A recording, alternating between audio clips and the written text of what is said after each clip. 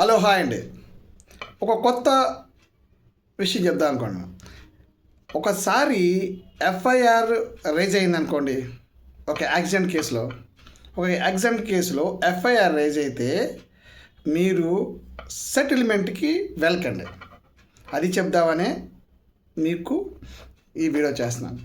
అదేంటంటే, సాధారణంగా ఇప్పుడు మనకి ఒక అపోహ ఉంది.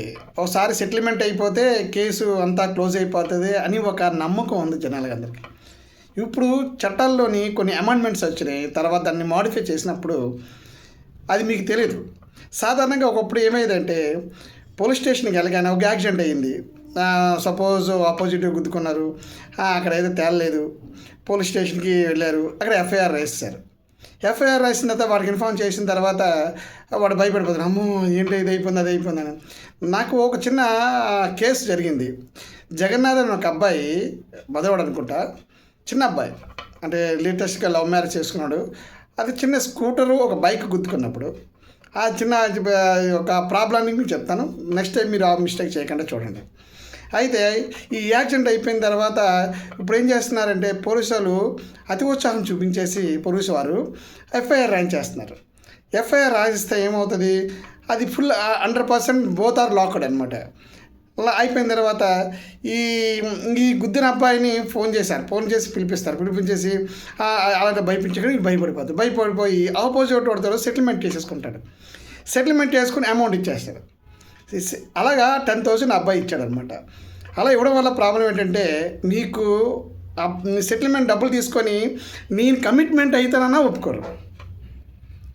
స్టేషన్లో ఒకసారి ఎఫ్ఐఆర్ రేజ్ చేసిన తర్వాత స్టేషన్లో సెటిల్మెంట్ అవ్వదు. కోర్టుకి వెళ్ళి కోర్టు సమక్షంలోనే సెటిల్మెంట్. అంటే పర్లేదండి, నేను గుద్దలేదు, నేనే తప్పుగా వెళ్ళాను అని అవతలోడు చెప్పినా అది కన్సిడర్ చేయరు. సో అందువల్ల ఏం చేసి, ఒక్కసారి ఎఫ్ఐఆర్ రేజ్ చేశారు అంటే మీరు రూపాయి ఇవ్వకండి అవతోడికి, వెళ్ళి కోర్టులోనే తేల్చుకోండి. సో ఓకే, అది ఎలా అంటే ఇప్పుడు ఏం చేస్తారంటే, దానికి కొంచెం లాజిక్ చెప్తాను వేరండి. ఒకసారి మీరు అబ్బాయి జగన్నాథ్ అనే అబ్బాయి ఒక అమ్మాయిని, ఒక ఆంటీని గుద్దితే పడిపోయింది, హాస్పిటల్కి వెళ్ళారు. హాస్పిటల్కి వెళ్ళిపోయారట. ఎంఆర్ఐలు అవన్నీ రాసేస్తే ఇచ్చిన కొంచెం పేద కుర్రాడు అనమాట. లవ్ మ్యారేజ్ చేసుకుని ఏదో వైఎస్ఆర్ చిన్న ఉన్నాయి కదా బిల్డింగ్స్, అందులో ఉంటున్నాడు పాపం వైఫ్ తను. ఉంటే ఆ అబ్బాయిని భయపెట్టి 10,000 రూపాయలు అదే హాస్పిటల్ బిల్ పోవాలంటే, అక్క నేను అంత ఇవ్వలేను అని చెప్పి కోపంతో వెనక్కి వచ్చాడనమాట. వచ్చేస్తే ఈవిడ ఫీల్ అయిపోయి తర్వాత ఎవరో పోలీసు ఎవరో మేడ మీద ఉన్నారట, ఆయన ప్రోబ్లంతో ఎఫ్ఐఆర్ రాసింది. తర్వాత అబ్బాయి కలిసి ఏటక్క నేను చెప్పాను కదా నా పరిస్థితి అని చెప్పి ఏదో బండి రిపేర్ అంటే 10,000 రూపాయలు సెటిల్ చేస్తాడు. సో నువ్వు డబ్బులు ఇచ్చేసిన తర్వాత ఇంక డబ్బులు ఊరికైపోతాయి. ఆ అబ్బాయి తర్వాత స్టేషన్కి వెళ్ళి అమ్మాయి ఎంత చెప్పినా సంబంధం లేదు.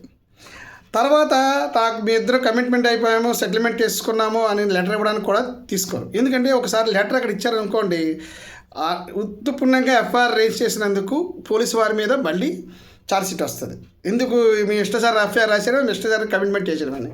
సో అందుకనే ఆ లెటర్ చూద్దాం.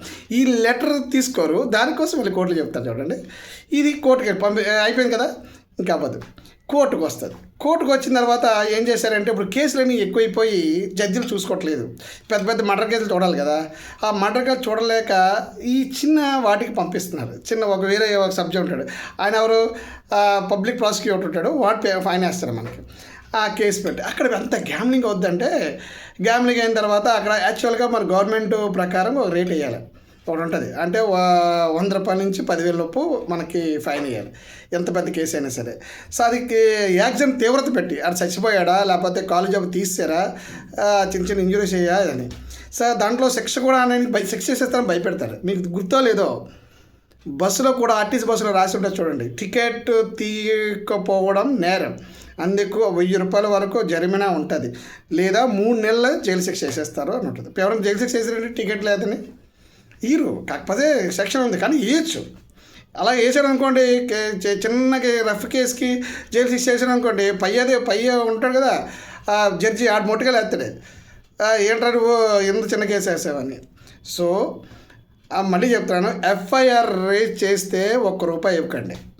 ఎవరికి సెటిల్మెంట్ వెళ్ళకండి, గో టు కోర్టులోనే మీరు తీర్చుకోండి. ఆ సెటిల్మెంట్ అవతల రూపాయి ఇవ్వకండి. ఎఫ్ఐఆర్ రేజ్ చేసినా మీరు రూపాయి ఇవ్వకండి, అక్కడికి వెళ్ళిపోండి.